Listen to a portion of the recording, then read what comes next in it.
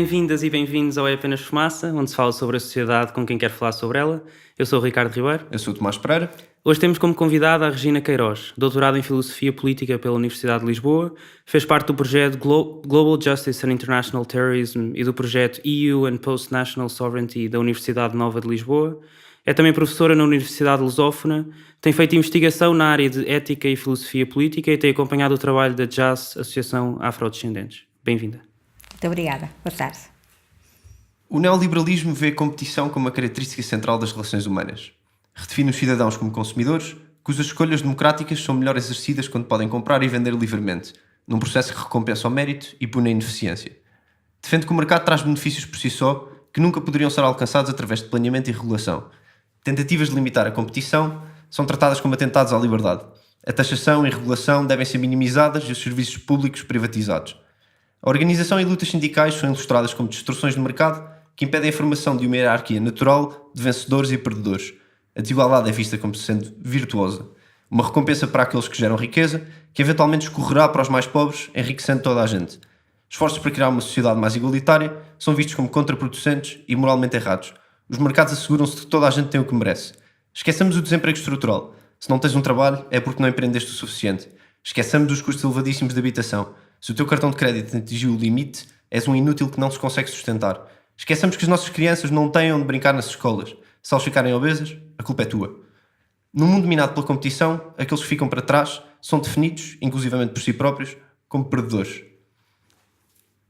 Acabámos de ler um excerto de um artigo de opinião escrito por Georges Monbiot, Neoliberalism, The Ideology at the Root of All of Our Problems, publicado no The Guardian a 15 de abril de 2016. Isto que ele aqui escreveu é o neoliberalismo? Eu penso que sim, mas a investigação que eu tenho feito sobre o neoliberalismo tem a ver, sem dúvida nenhuma, com as questões económicas, mas tento ir mais além dessa explicação económica. Porquê? Porque, sem dúvida nenhuma, que nesse artigo ele fala sobre a questão dos mercados. Mas por que razão é que os mercados se tornam tão importantes? Os mercados só se tornam importantes porque aquilo que o neoliberalismo faz é transpor para a totalidade da sociedade um tipo de instituição que é o mercado económico. Essa é a razão pela qual eu considero que o neoliberalismo é muito perigoso do ponto de vista político. Porque uma coisa é nós pensarmos que o mercado económico funciona no limite daquilo que é, digamos, daquilo que são as suas fronteiras. Outra coisa completamente diferente é nós pensarmos que toda a nossa vida deve estar regulada de acordo com os princípios do mercado económico. O que significa que nós estamos aqui e para podermos compreender a natureza das nossas interações, nós temos que remeter para o mercado económico.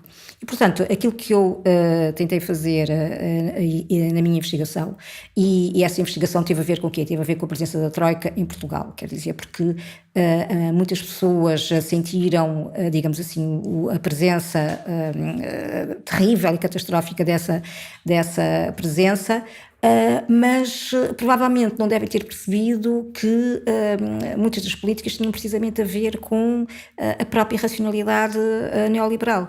E o que é que me surpreendeu, sobretudo no neoliberalismo, e que me levou a tentar perceber que era muito mais do que um problema económico? Porque normalmente quando as pessoas estão a falar de neoliberalismo, e isso eu acho que é extremamente perigoso, porque não nos faz pensar noutras dimensões do neoliberalismo, elas pensam assim, isso é apenas uma questão económica. Não, o neoliberalismo está muito ligado àquela, eu acho que já tinha dito, àquela ideia de que não há alternativa, e portanto foi precisamente essa primeira, digamos assim, declaração, não há alternativa. Nós ouvimos, a Merkel disse não há alternativa, o Tsipras disse não há alternativa, o Passos disse não há alternativa, e eu fiquei um bocado surpreendida como é que na nossa vida política democrática é possível que alguém que está, digamos assim, a dirigir os países se dirige aos cidadãos dizendo que não há alternativa.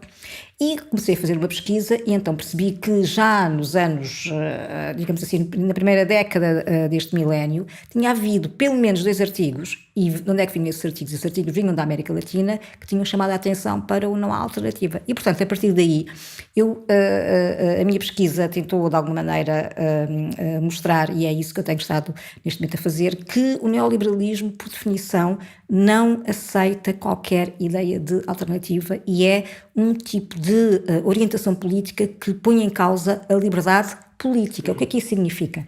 Nós temos liberdade para escolher se vamos comprar uma garrafa de água ou se vamos comprar um carro, mas não temos liberdade para escolher quem nos deve dirigir e quem, digamos assim, deve tomar decisões em nosso nome, porque os neoliberais, por definição, não aceitam que possa existir qualquer poder político que tome decisões em nome da comunidade, porque a transposição do mercado económico para a totalidade da sociedade significa que, tal como acontece nos mercados, os mercados são dirigidos pela mão invisível, nós também somos, na nossa vida cotidiana, dirigidos pela mão invisível. Nós já aí vamos, mas queríamos fazer-te uma pergunta antes. Em que circunstâncias é que nasce o neoliberalismo? Não foi quando a Troika veio a Portugal, não. Foi muito antes do que isso. Quais é que foram essas circunstâncias? Podes falar sobre isso? Portanto, o neoliberalismo... Portanto, normalmente o neoliberalismo está associado ao pensamento político e económico da Hayek, depois ao pensamento, normalmente as pessoas associam... Hayek foi um economista e, digamos assim, também... político da filosofia. Porquê que é político da filosofia? Porque nós hoje, quando falamos de economia, pensamos que a economia é uma área de conhecimento completamente, digamos assim, isolada e autónoma, mas a economia não foi sempre assim. Por exemplo, no século, Adam Smith era professor de economia, filosofia, moral, portanto, havia toda uma concepção alargada da economia. Portanto, quando Hayek escreve, em 1900 e nos anos 60, a teoria económica dele nos livros que agora não vou tentar mencionar os títulos, qual é que é o principal objetivo dele? É pôr em causa a economia planificada da ex-União Soviética, portanto ele é muito crítico não apenas da economia planificada da ex-União Soviética, que para ele é o símbolo daquilo que é um tipo de sociedade totalitária, ao qual ele associa imediatamente o totalitarismo, tal como ele foi muito crítico em relação ao nazismo. E, portanto, ele estabelece uma relação entre o nazismo totalitário e, simultaneamente, a ex-União Soviética. Depois, ao mesmo tempo que Hayek escreve a obra dele, que é de filosofia económico-política, há também nos Estados Unidos Nozick, que escreve uma teoria da justiça, que é Anarquia, Estado e Liberdade, Anarquia, Estado e Utopia, em que ele faz uma proposta de uma teoria puramente económica, e pronto, e há o Friedman, que que é um Nobel de Economia, tal como o Hayek também foi um Nobel de Economia, que também tem uma proposta muito clara do ponto de vista económico, que é aquela que, de alguma maneira, contra a orientação keynesiana, considera que o Estado não tem qualquer intervenção na economia. Portanto, o que é que nós temos? É um novo tipo de economia, porque nós também, quando dizemos neoliberalismo é uma economia, mas é um determinado tipo de economia, é um tipo de economia que considera que não deve haver qualquer tipo de regulamentação do ponto de vista daquilo que são consideradas as falhas do mercado, porque, pura e simplesmente, o mercado é autorregulado. E numa entrevista ao jornal News of the World, em 1981, a Margaret Thatcher, então primeira-ministra do Reino Unido, disse: "As minhas políticas não são baseadas numa qualquer teoria económica, mas em valores com que eu e milhões como eu fomos criados. Um salário justo para um trabalho honesto, vive dentro das tuas possibilidades, põe algo de parte para tempos difíceis, paga as tuas contas a tempo." Isto é o neoliberalismo a chegar ao poder político? Com Thatcher?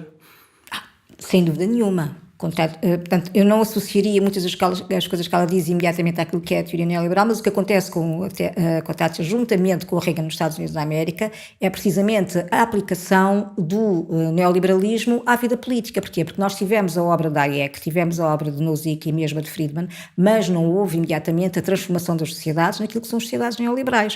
O que aconteceu foi que, a partir dos anos 80, com a Thatcher e o Reagan nos Estados Unidos, houve realmente essa ideia de que devemos destruir toda e qualquer instituição de mediação entre os indivíduos e a mão invisível, porque essa é a principal, digamos assim, suposição dos neoliberais, é que tudo quanto possa limitar a liberdade individual, e por isso é que vocês falaram há bocado da questão do direito de propriedade privada em relação, que é praticamente incondicionado, só mesmo por razões, às vezes... nós antes do episódio. Exatamente, antes do episódio. Portanto, como o direito da propriedade dos indivíduos é completamente inviolável, é completamente, digamos assim, incondicionado, e portanto não se pode colocar nada entre eles e precisamente esse direito. E, portanto, nessa circunstância é absolutamente necessário dar cabo dos sindicatos, dar cabo do Estado. O Estado que é do Estado, que normalmente é o Estado social, porque o neoliberalismo está associado à ideia de um Estado, mas é um Estado cujo principal objetivo é precisamente destruir aquilo que são as instituições públicas que pudessem dar algum apoio às pessoas que,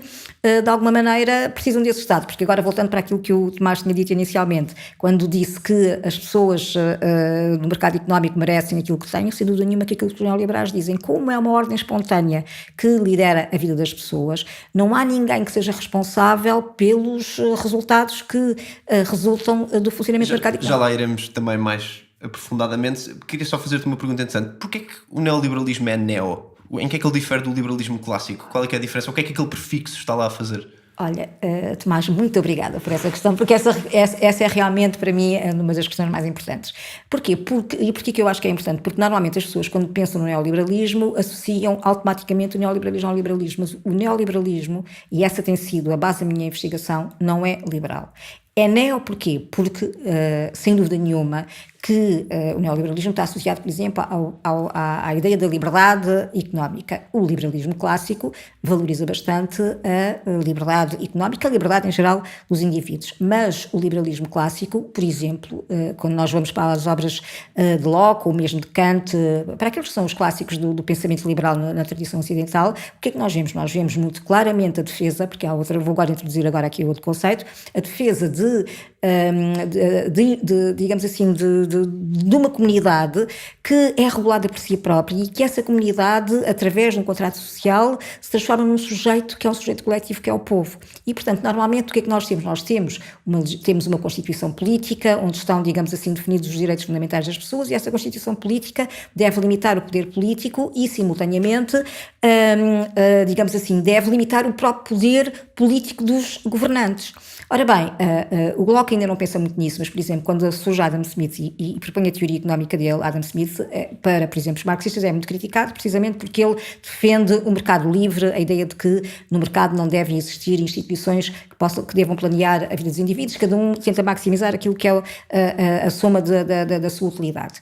Mas Adam Smith não diz que não existe Estado, ele diz que deve existir um Estado e deve existir um mercado económico. E o Estado deve, por exemplo, assegurar a educação pública, deve, por exemplo, assegurar a segurança dos indivíduos, deve, por exemplo, deve ter uma administração pública. Só agora um parênteses, quando nós vamos, por exemplo, para Nozick defende que não deve haver qualquer segurança pública, que as pessoas só têm segurança em função da sua capacidade para a pagarem. Portanto, mas nós continuamos a ter Serviço Nacional de Saúde em Portugal e continuamos a ter escola pública em Portugal. Quer dizer que não vivemos no neoliberalismo? Essa questão é extremamente interessante e, de alguma maneira, como é que eu posso dizer,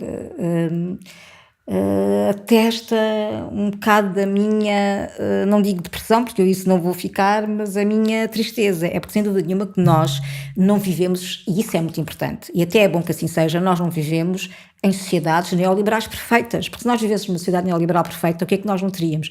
Não teríamos quer Estado, porque o neoliberalismo, quando propõe que a nossa sociedade seja compreendida por analogia com o mercado, no mercado nós estamos diretamente em contato com os outros. Tenta imaginar a nossa vida por analogia com a ida ao centro comercial sem pensarmos na parte da restauração. Não é? Nós entramos e saímos, estamos a fazer compras, não temos relações com absolutamente ninguém. Portanto, de alguma maneira, a suposição de uma sociedade de mercado, às vezes quando eu estou a tentar ilustrar, tem precisamente a ver com essa ideia de que então não deve haver nenhuma instituição. Portanto, o que é que nós temos? Como nós vivemos uma sociedade perfeita, nós temos o quê? Tentativas neoliberais para destruir e desmantelar e instituir aquilo que é a ordem neoliberal. Aliás, portanto, e por aí é que depois vem as consequências, para mim também são catastróficas, da destruição das sociedades, das instituições demoliberais e a resposta que neste momento está a ser dada a essa destruição através dos populismos. E quais é que foram as consequências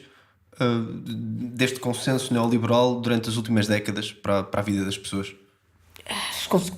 As consequências, como nós estamos a ver, começam a ser catastróficas, quer dizer, porque eu acho que cada vez mais se torna difícil não começar a estar atento aos sinais evidentes das consequências neoliberais.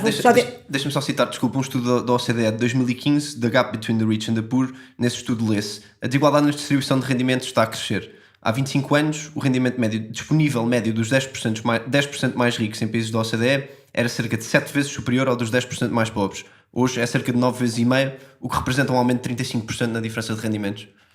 Bem, eu digo uma coisa, eu acho que se vocês lerem o Krugman, se vocês lerem o Stiglitz, se vocês lerem uma grande parte, e mesmo eu estou a lembrar-me desses dois, mas há muitos outros autores importantes que chamam a atenção para as consequências do neoliberalismo. As consequências do ponto de vista económico são absolutamente calamitosas. Por exemplo, mesmo aqui em Portugal, as pessoas não têm noção disso, mas a pobreza aumentou bastante.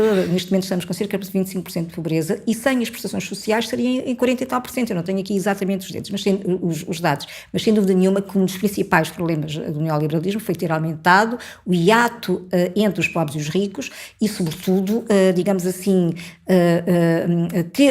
e como é que aumenta isso? Com o desmantelamento das instituições intermédias que permitiam que as pessoas pudessem, por exemplo, negociar os salários. Quando a Margaret Thatcher vai para o poder e a principal batalha dela, a principal guerra dela é contra os sindicatos, não é por acaso, é que ela sabe perfeitamente que se der cabo dos sindicatos, as pessoas todas ficam completamente protegidas para poder negociar os seus contratos de trabalho e, portanto, isso significa que há um poder desmesurado que é dado aos proprietários, nomeadamente aos empresários, para poderem decidir a quantidade de salário que as pessoas devem ter. Não é por acaso que ao neoliberalismo está associada a precariedade do trabalho, quer dizer, é uma consequência natural desse desmantelamento total das instituições intermédias que permitem proteger os indivíduos, precisamente porque os indivíduos não devem ser protegidos, deve estar cada um entregue a si próprio e depois, se as coisas correrem mal, começou a ler aquele texto, a culpa é tua, quer dizer, essa já é uma versão punitiva neoliberalismo, o Hayek não ia tão longe e dizia que ninguém é culpado, digamos que é o acaso, não é? Qualquer um de nós é bem ou mal sucedido do ponto de vista da sua atividade no mercado económico, aos vencedores e aos perdedores.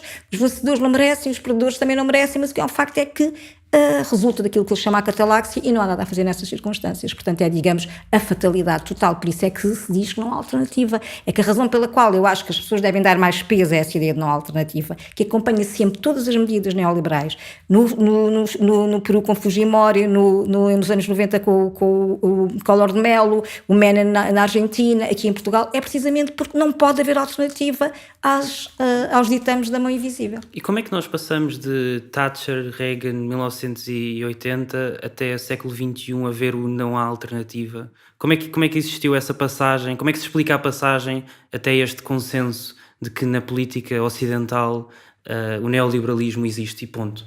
Não, consenso não há. E depois é importante, eu quero chamar aqui a atenção para o seguinte, por exemplo, eu fiquei muito surpreendida, fiquei mais consciente do que era o neoliberalismo por causa da importância da troika. Se vocês forem, por exemplo, à Áustria, ou se forem à França, ou se forem mesmo à Alemanha, provavelmente não há uma consciência tão, digamos assim, tão aguda do que possa ser o neoliberalismo, que as pessoas não sofreram. Portanto, quando há bocado me estavas a perguntar, Ricardo, então nós ainda temos Serviço Nacional de Saúde, quer dizer, porque as pessoas não sofreram completamente os efeitos daquilo que são as políticas neoliberais, embora na Alemanha toda a gente saiba que até foi o Schröder, que era do social-democrata, que introduziu um conjunto de medidas políticas que precarizaram completamente o trabalho. Portanto, aquilo, mas existiu precariedade em França, existiu precariedade em Espanha, Itália, Irlanda, Grécia. Como é que se chegou a esse momento em que já passa a ser normal? Normalmente quem faz, quer dizer, deixa-me só voltar um bocadinho atrás, quem faz a história do neoliberalismo normalmente considera que o consenso de Washington marca o período digamos assim, da institucionalização do neoliberalismo e tem muito a ver com a intervenção que foi feita, por exemplo, no Chile para fazer face a uma crise económica. O que acontece é que com o desmantelamento da ex-União Soviética, não é? Portanto, houve a possibilidade de tornar triunfante a ideia de que as sociedades que são reguladas pelo mercado económico são sociedades que serão bem-sucedidas, não é? Porque quando o Hayek escreve a obra dele, ele escreve contra uma economia planificada. E, portanto, o fim da União Soviética significa que é o fim da economia planificada e, simultaneamente, o fim da economia, a vitória da economia não planificada, que, doravante, se transforma, digamos assim, num credo que ultrapassa, como já disse há bocado, as fronteiras da economia para passar a ser um credo político muito ligado também à própria terceira via, não é? O que a terceira via que tentou? Tentou, de alguma maneira, fazer com que a vida política fosse regulada de acordo com princípios em que o mercado económico teria mais peso do que aquele que passou. Isso não é uma ilustração do consenso neoliberal, o facto dos partidos do centro-esquerda terem adotado algumas ideologias? Isto é a catástrofe. Isso é, digamos, uma das consequências, e é por isso que eu considero que o neoliberalismo é um bocado, tem um efeito similar ao dos eucaliptos, que cega tudo a toda a volta. E isso, eu digo-vos uma coisa, há respostas para há questões para as quais eu não tenho resposta, porque há muitas coisas que a mim também me surpreendem, só para vos dar um exemplo. Cá entre nós eu tenho que dizer isso. Ontem eu li, ontem, que o Macron propôs que houvesse uma regulamentação da livre circulação no mercado económico e o Partido Socialista em Portugal e o de Cipras na Grécia foram muito críticos dessa possibilidade de regular os mercados económicos a nível mundial. Vocês tentem explicar-me por que razão é que isso acontece. Quando há uma tentativa de regulamentação, e todos nós sabemos que uma das razões pelas quais existe neste momento um aumento e um incremento terrível das desigualdades, sobretudo no mundo dito ocidental, essas desigualdades têm muito a ver precisamente com a liberalização do mercado económico. Como é que nós podemos explicar que um partido socialista e simultaneamente um partido de extrema-esquerda grego dizem não, nós queremos que continue a existir um mercado completamente livre? Portanto, nós estamos já perante, e isto é a minha hipótese, o sistema político com a entrada do neoliberalismo se tornou de tal maneira irracional que neste momento praticamente todas as decisões que são tomadas para tentar resolver os problemas do âmbito sociopolítico são mais catastróficos do que propriamente, digamos assim, equilibrantes do sistema. Portanto, eu não sou especialista em teoria dos sistemas, mas sem dúvida nenhuma considero que estamos num período, tal como agora houve os fogos e houve uma quantidade de ocorrências que juntas provocaram uma situação de catástrofe. Nós estamos precisamente numa situação muito similar. E há bocado, quando vocês me falavam de então como é que é possível que a geração anterior tivesse tomado decisões que prejudicavam depois a geração que vem. Vocês não se esqueçam da espada de Damocles colocada normalmente sobre as pessoas que têm que tomar as decisões, e quando se lhes diz que das duas uma elas votam nos partidos neoliberais e elas conseguem garantir algum rendimento, ou então se elas votarem nos partidos alternativos é a catástrofe que vem. Isso é outra vez a ideia de que não há alternativa. Vou aproveitar para contar um episódio que é bastante famoso. É o Yanis Varoufakis, ex-ministro das Finanças grego, que geralmente o conta. E segundo ele, o Wolfgang Schäuble, ministro das Finanças alemão, disse em 2015 numa reunião do Eurogrupo uma frase que ficou célebre em relação à crise política e económica que se vivia na Grécia na altura. Eleições não podem interferir com as políticas económicas que estão a ser aplicadas na Grécia. Isto é a ilustração do não há alternativa. Isto é democrático? Não. Por definição, o neoliberalismo é antidemocrático. Por definição. Explica isso. Porque vocês não se esqueçam que a palavra demos vem do grego, significa povo. O que é que significa o povo? Significa que, de alguma maneira, quando nós estamos a pensar num regime democrático, nós pensamos que mesmo que existam representantes, a deliberação acerca das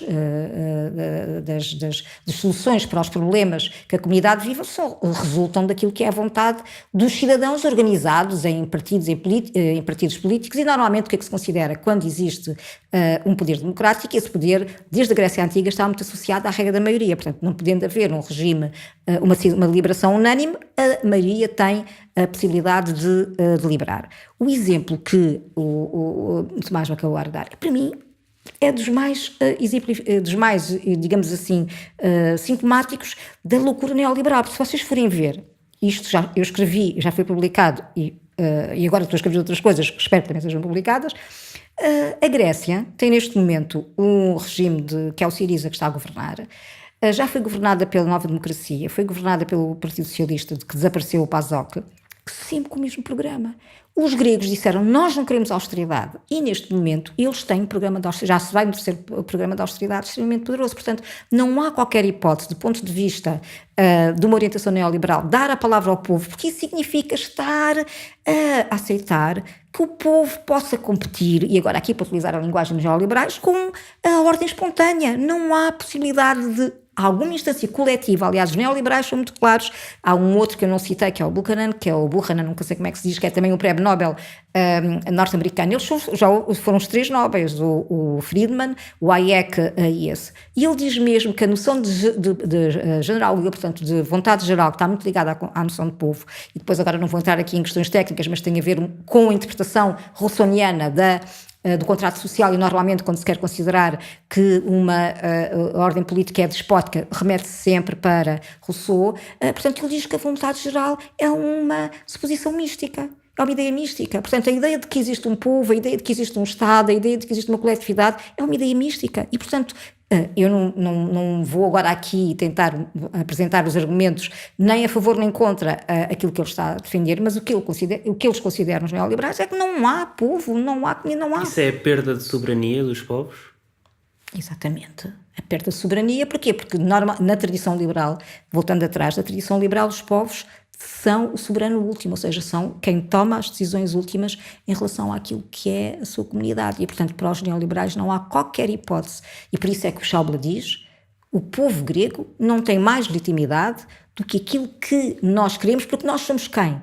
Como é que eles se veem? Nós somos os gestores, os intérpretes da mão invisível. Por isso é que há quem já escreva que o neoliberalismo é uma forma teodiceia. Porquê? Porque, tal como durante a Idade Média, os sacerdotes estavam em contacto direto com a vontade de Deus e eles eram os intérpretes dessa vontade, agora também são eles que são os intérpretes dessa mesma vontade imediata e incondicional. Não se esqueçam disso. Ela é imediata já e não tem condições. Não há qualquer condição para a regulamentação da nossa vida de acordo com a ordem espontânea. Ela impõe-se imediatamente. E qualquer vontade política é ilegítima. Num artigo de opinião na Foreign Affairs, de novembro-dezembro de 2016, Kazmuda escreve: a ameaça do terrorismo e a ansiedade gerada por uma onda de imigrantes muçulmanos, juntamente com o crescimento da crença de que a União Europeia atrapalha mais do que aquilo que ajuda nestas questões, criaram uma tempestade perfeita para os populistas, levando ao crescimento de partidos populistas, sobretudo de direita, em vários países europeus. Por outro lado, a crise na zona euro levou à subida nas intenções de voto em partidos anti-austeridade, populistas de esquerda, na Grécia e em Espanha. No último século, vários teóricos têm formulado diferentes definições de populismo. O que é para ti o populismo? Olha, Tomás, eu vou dizer-te uma coisa. Eu também fiquei muito preocupada quando o Trump, não é, foi eleito, com a relação entre o neoliberalismo e o populismo. Por acaso, aí o Kazmuda só fala dos populismos de esquerda, mas não podemos esquecer que o Trump... Ele menciona também os de direita. Diz até que são, sobretudo, os que crescem na Europa. Exatamente. São, embora agora, por exemplo, eu também não quero estar a referir isso, mas sem dúvida nenhuma, eu acho que eu tentei, digamos assim, fazer uma pesquisa, mas a partir de na altura parei em relação ao populismo. Porquê? Porque o populismo já está estudado. Nós depois podemos, de alguma maneira, tentar explicar quais são as formas contemporâneas do populismo. Mas, por exemplo, nós esquecemos que no século XX, nos anos 90, houve muitos regimes populistas na América Latina e houve uma associação íntima entre o neoliberalismo e populismo. Já está escrito, há muitos artigos escritos sobretudo por americanos que mostram a relação íntima entre neoliberalismo e populismo. Para mim, portanto, o populismo normalmente está muito ligado a duas ideias. Há a ideia de que não existe uma mediação também entre o político e as massas, não é o povo. Veja o caso de Trump nos Estados Unidos da América. Ele escreve no Twitter, não é por acaso. As pessoas pensam, ele tem aquilo. Não, ele quer dirigir-se aos cidadãos imediatamente, sem qualquer mediação. Quando foi interposta a primeira medida cautelar contra as medidas de imigração, ele referiu-se ao juiz como aquele alegado juiz. E as pessoas nem sequer se aperceberam que ele só dizia isso porque ele não aceita o princípio liberal da separação de poderes. O poder judicial, o poder jurídico e o poder legislativo, para ele não deve existir. Por isso é que ele despediu depois o dirigente do FBI. Portanto, o populismo está muito associado à ideia de que há uma ligação direta entre o povo e o dirigente. Veja-se o caso da Alemanha. E depois a outra ideia, essa que, digamos, também é muito perigosa, que é a separação entre nós e os eles. Quer dizer, nós, o povo, somos os puros e os nossos políticos são, digamos assim, impuros, são corruptos e, portanto, nós temos que pôr em causa toda e qualquer ordem política. O populismo é mau por definição?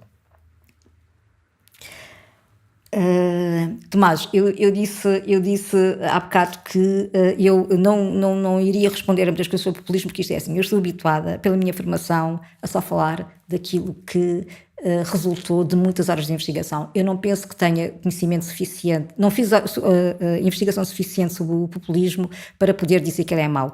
Eu acho que o populismo, assim, em termos muito imediatos, é muito perigoso.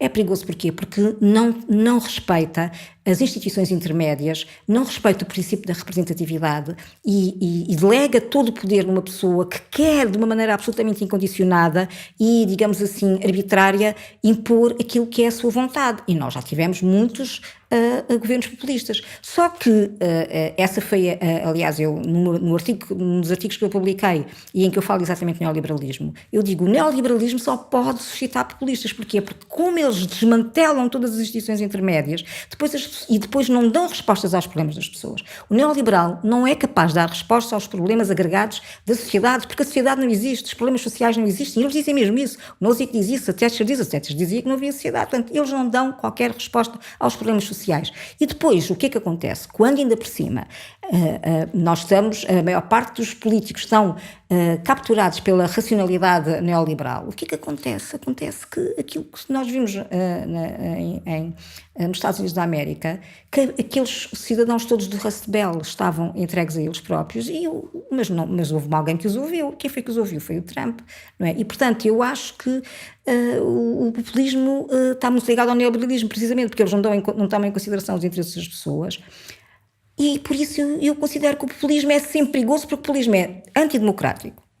Não se pode limitar a vontade do Führer, do líder, depois há muitas maneiras de nós podermos expressar essa vontade. E eu sou por convicção democrática e liberal. Sou liberal e democrática simultaneamente. Aliás, a minha crítica ao neoliberalismo faço na perspectiva do liberalismo, e é muito polémico fazer essa crítica na perspectiva do liberalismo, porque normalmente o neoliberalismo é criticado na perspectiva do marxismo. E os marxistas querem ter o monopólio dessa crítica. Eu estou mais próxima de uma crítica liberal, precisamente porque acho que é absolutamente fundamental que as pessoas percebam que há uma distinção entre liberalismo e neoliberalismo, porque na crítica que normalmente se faz ao neoliberalismo toma-se a parte pelo todo, considerando que o neoliberalismo é liberalismo e, portanto, a tentativa de superar o neoliberalismo acaba por arrastar também a superação do liberalismo, e depois podemos ter então a justificação de partidos populistas que, digamos assim, acabam por ser muitas vezes visto como um unitivo contra o neoliberalismo, mas nós podemos chegar a uma situação em que ficamos perante a alternativa de escolher ou neoliberais ou populistas. E neste momento nós estamos, muitas vezes, perante esse cenário. Vamos escolher quem? Os neoliberais ou os populistas? Mas tanto como os outros são... Existe uma diferença entre partidos populistas e partidos xenófobos, racistas, neonazis, nacionalistas, por exemplo? Existem partidos populistas que não o são? Eu, como já disse, eu não sou especialista em populismo, mas, por exemplo, há quem distingue o populismo de esquerda do populismo de direita. Eu já ouvi na praça pública a distinção entre uma coisa... Podemos de populista, e o Syriza de populista... Distingue-se muito o populismo de esquerda e o populismo de direita, porque normalmente o populismo de direita é xenófobo, o populismo de esquerda não é. Basta ver que, por exemplo, o Syriza foi extremamente generoso no acolhimento dos refugiados, e não foi por razões, penso eu, interesseiras, foi mesmo por razões de convicção política. E, no entanto, são muito críticos em relação ao funcionamento das instituições europeias. Basta ver o caso de Varoufakis, que era alguém do Syriza. Portanto, eu acho que, mas isso aí eu digo sinceramente, talvez eu sugiro que convidem alguém que seja especialista em populismo para falar sobre as virtudes e as limitações do populismo. Nós queríamos ler-te uma série de excertos do livro Strangers in Their Own Land, de Arlie Russell Hochschild, que tenta explicar o que está por detrás do voto no Trump. Estás pacientemente à espera numa longa fila que leva ao topo de uma colina, como numa peregrinação. Estás a meio da dita fila, juntamente com os outros caucasianos de meia-idade, cristãos, predominantemente do sexo masculino, alguns licenciados, outros não. No topo da colina está o American Dream, o objetivo de todos os que estão nesta longa fila. Muitos na parte de trás da fila são negros, pobres, jovens ou velhos, sem diploma universitário. É assustador olhar para trás. Há tanta gente atrás de ti e, à partida, desejas tudo bom para eles. Ainda assim, há muito que esperas nesta fila. Tens trabalhado no duro e a fila mal se move. Tu mereces que ela se mova mais rápido. Esperas pacientemente, mas cansado de esperar. Olhas para cima, ansiosamente, para aqueles que estão perto de chegar ao topo da colina. O sol está forte. O calor aperta e a fila não anda. Será que não estará a andar para trás? Há muitos anos que o teu salário não é aumentado e não ouves sequer falar nessa possibilidade. Na verdade, se não tiveres um diploma do ensino secundário, os teus rendimentos desceram nos últimos 20 anos. Olha, subitamente vês pessoas a passarem à frente na fila. Tu estás a seguir as regras e elas não. À medida que elas te ultrapassam, sentes-te a ficar para trás. Porquê é que os deixaram passar à tua frente? Quem são eles? Alguns são negros.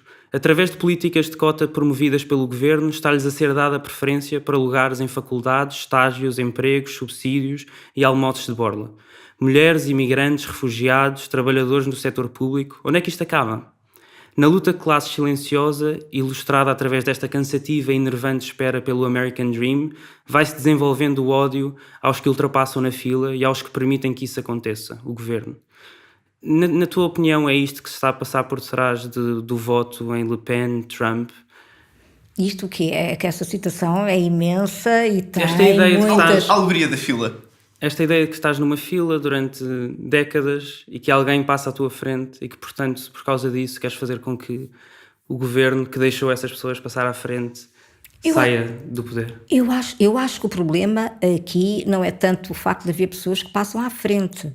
O problema é que as pessoas que estão a ver as outras passar à frente estão, e acho que aí ela faz referência a isso, estão pior do que estavam e, portanto, depois estabelece uma relação entre aquelas pessoas que passam à frente e elas estarem numa situação pior, que não tem nada a ver com isso. E depois, por isso, por que razão é que eu estou tão preocupada com a confusão entre liberalismo e neoliberalismo? É que a ação afirmativa é uma ação profundamente liberal, até...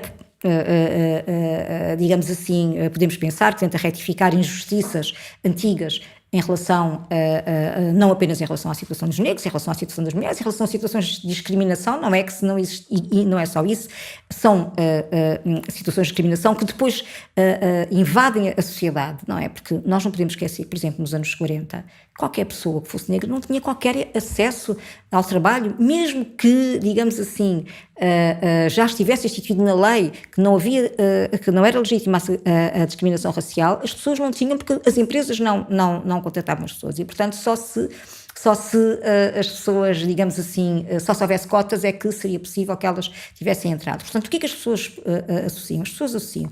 Nós não podemos esquecer, para se perceber quem foram essas pessoas, foram pessoas que perderam, digamos assim, a capacidade de obter um emprego porque a maior parte das empresas onde elas trabalhavam foram deslocalizadas para os países em desenvolvimento, não é? Portanto, muitas das pessoas ligadas a Detroit e a muitas outras zonas dos Estados Unidos, eu não sei exatamente identificar o local onde essas pessoas existiam. Mas o que é um facto é que quando elas estão a ser tão esquecidas e excluídas, qualquer privilégio, isto é, qualquer tentativa de, nem é privilégio, qualquer tentativa de correção de injustiças é vista como um privilégio completamente ilegítimo, não é? Porque elas não se sentem bafejadas exatamente pela mesma preocupação com a sua situação de injustiça. E, portanto, o problema, para mim, que me incomoda mais, não é tanto que o Trump tenha estado sensível à situação de miséria daquelas populações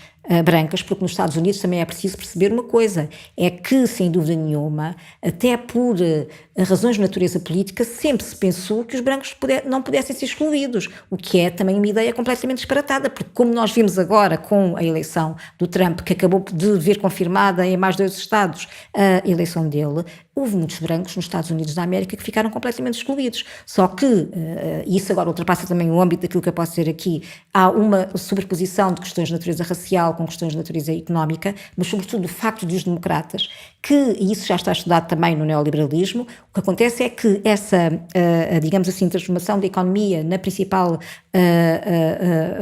digamos assim, explicação do funcionamento das pessoas, faz com que até os próprios partidos ditos de esquerda depois ficassem reduzidos àquilo que normalmente se chama a agenda civil e política, os direitos dos homossexuais, os direitos para a reprodução. Portanto, isto é assim em praticamente todo o mundo. Já saiu um livro em França, agora não me lembro do autor, mas estive recentemente numa conferência na Universidade de Coimbra e foi referido esse texto, em que se mostra como depois os partidos de esquerda ficaram completamente acantonados àquilo que é uma agenda puramente civil e política, sem qualquer preocupação com aquilo que são as questões de natureza social, económica e cultural. A eleição dos Estados Unidos foi uma ilustração da dicotomia de que falaste há bocado na escolha entre uma neoliberal, neste caso Hillary Clinton e Donald Trump, e achas que o facto, os primeiros meses da presidência de Trump, achas que os resultados destes primeiros meses levaram a que não acontecesse o mesmo na Europa, a que na Europa não ganhasse o populista quando houve essa escolha?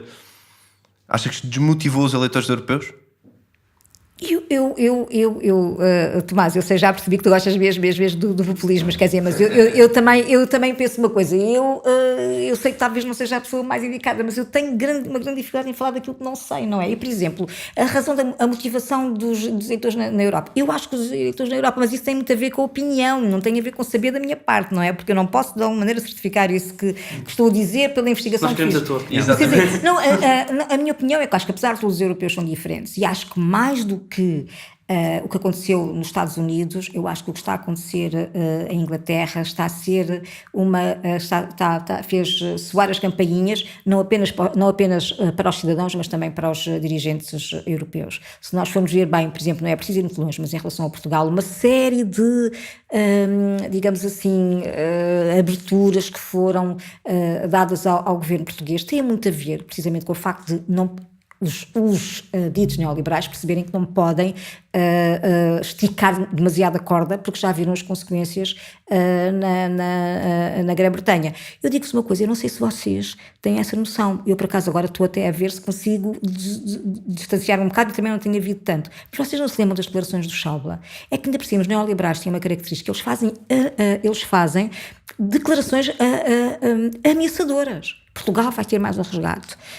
Os gregos, mas não sei o quê. Portanto, eles estão as pessoas muitas vezes não têm consciência, mas estão a ser sistematicamente bombardeadas com ameaças. E, portanto, o que eu acho é que a Europa, por exemplo, estou a lembrar-me do que aconteceu na Holanda, estou a lembrar-me do que aconteceu em França, embora eu em relação ao Macron, estou numa situação expectante. Eu não votaria no Macron, mas pronto, de qualquer maneira estou numa situação expectante. E porquê? Porque eu acho que, apesar de eu ter ficado agradavelmente surpreendida com a proposta dele de regulamentar o comércio global, acho que realmente é muito interessante que alguém faça essa proposta na Europa, porque normalmente as pessoas não fazem.